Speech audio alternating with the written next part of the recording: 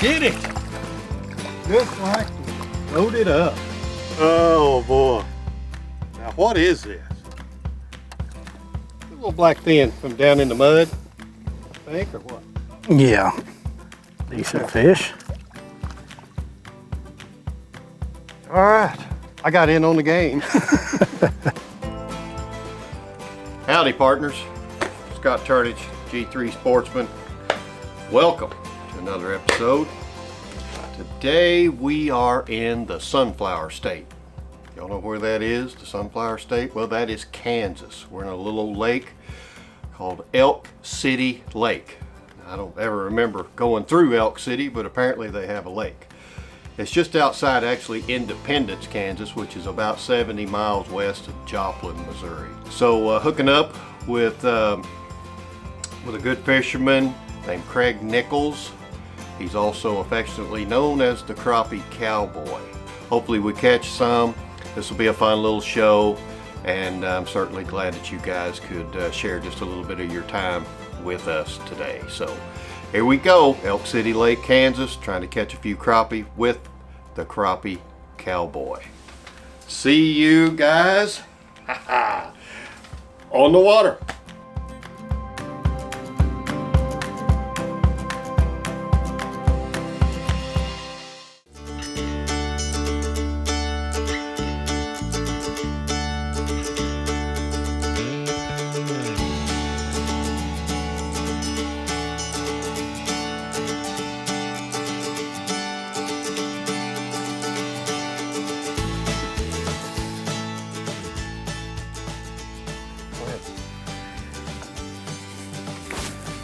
Out of the way.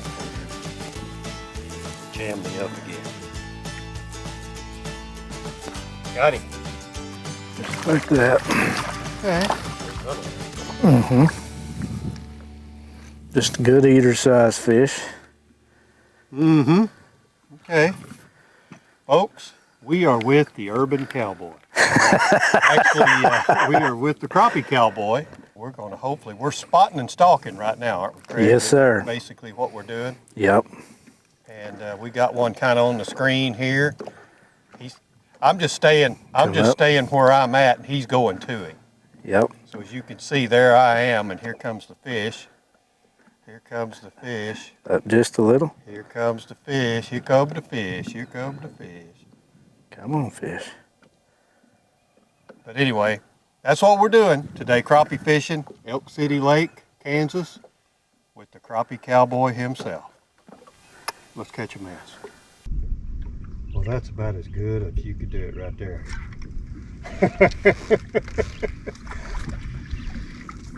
I've dropped on one or two.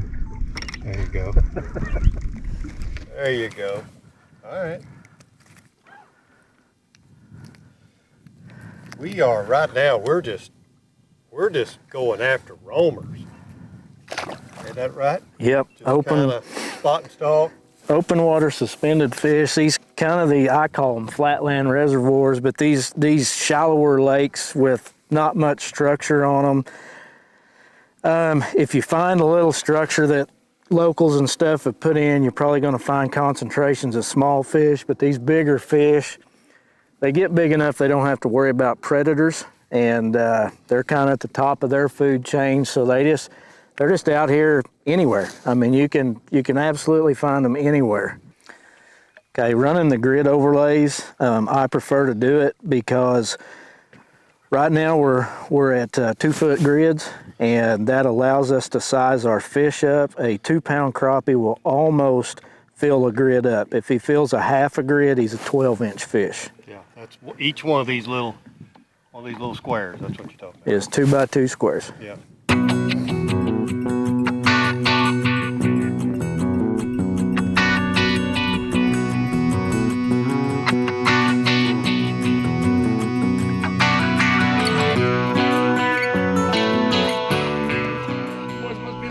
There we go. Did you watch that? Yeah. Oh boy. Now what is this? This is a crappie. It's acting like a drum. Man. Oh my goodness. Did I call it or what? Jasper goo. I caught a goo. Man, a goo. I worked him to perfection.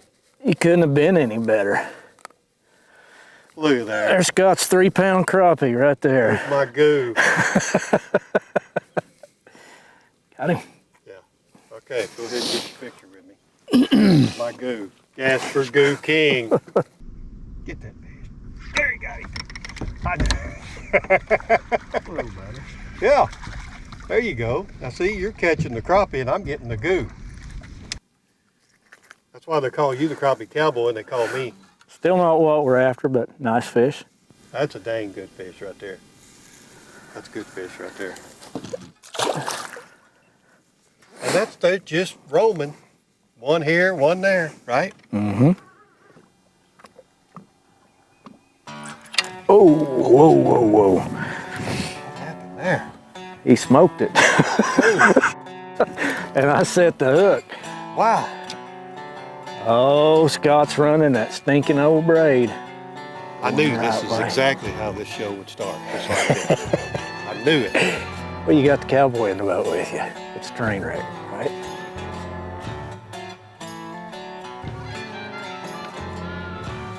We better slow way down in this. Yeah.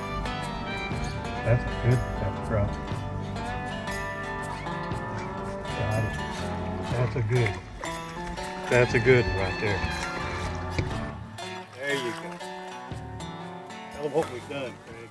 Okay, guys. Kind of a post-spawn situation here. We were out chasing roamers out in the middle of the lake.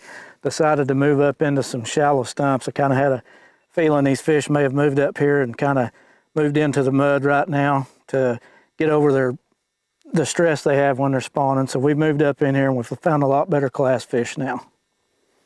It's almost like two different lakes.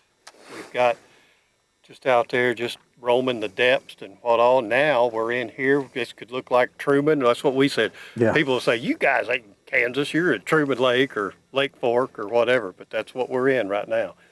Wes will get a pan of it and show you what we're talking about. But that's a good crappie right there. Yeah, good solid crappie, and we're gonna catch and release everything today, guys. Conservation.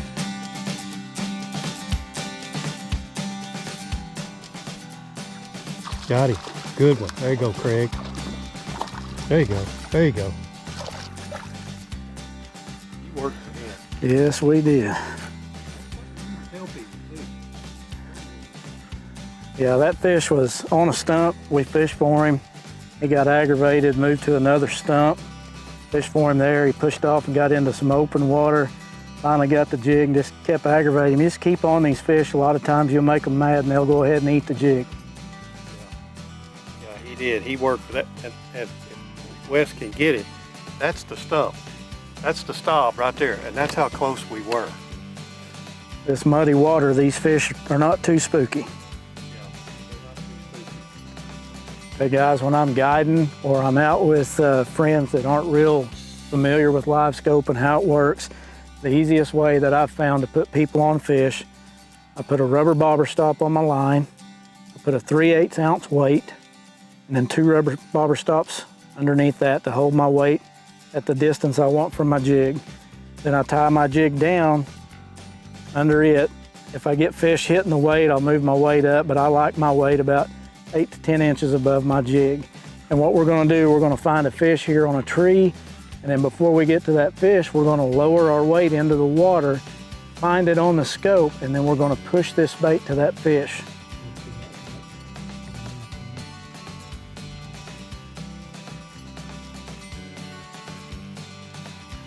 There you go.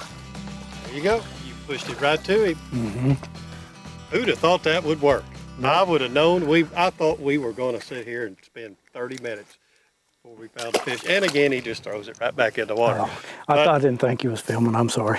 Yeah, no, that's what we were doing. Remember when you set up the tip that you wanted to show us, and then you caught the fish on set tip, and then you didn't even show the darn fish. Blooper, But anyway, I guess blooper. it did work. It does work. Got it. Got him. Good fish. All right, I got in on the game. We have had some issues now. We've got a camera going there. We do have the GoPro going here. Wes finally got that camera going. So not a bad fish, but still just not the old great big ones. But it may not be a great big day. It may not be. Just be, let's just get what we can get. So, Yep. but nonetheless, that's a good crappie. We're still in these stumps. Cameras are hot. I don't even have my chest cam on now. Wes's camera's getting hot. I got to shut up or the cameras are going to get really hot. There you go. Hey, that's a good keeper crappie right there. Nice and healthy. My first Kansas crappie of the year. Let it go. Got him. A little black fin from down in the mud, I think, or what? Yeah. Is that what does that? I think so. I don't know. Or is that just genetic? I'm seeing a lot of fish with really, really dark black fins this year.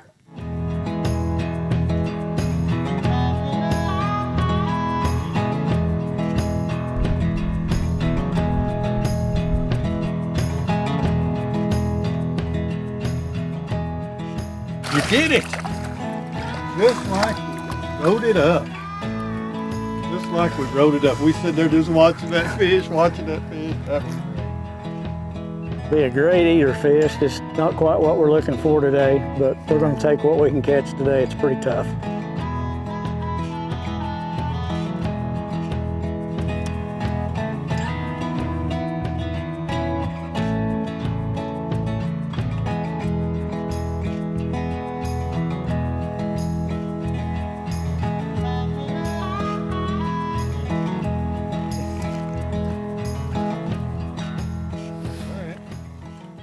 That worked out pretty good. That fish actually came out after it.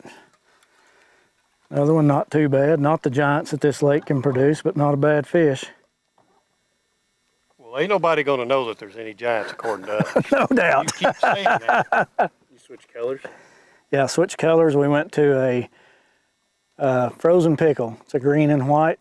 LiveScope is definitely a one-man game. And to me, it's easier to keep your pitches accurate if you're running the trolling motor because you know which way you're moving the head of the trolling motor to keep the bait in the screen. And the 34 transducer is so narrow that if you're off just a couple of inches, you're out of the cone. Go down to him. Go down to him. You gotta be kidding me.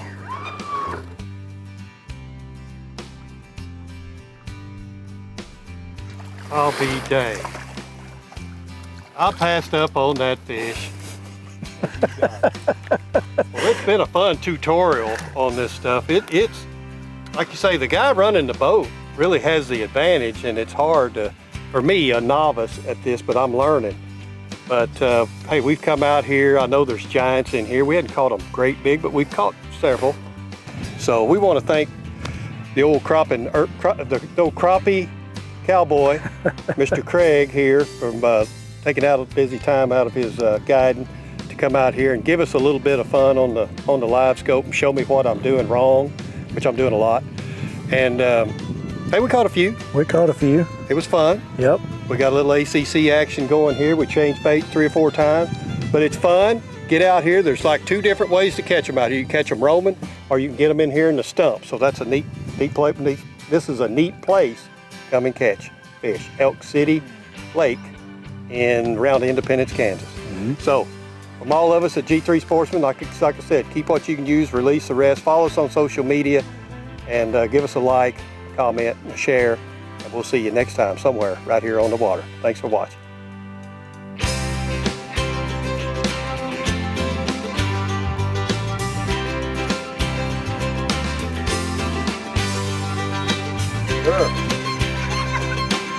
Now, One more cast. One more cast.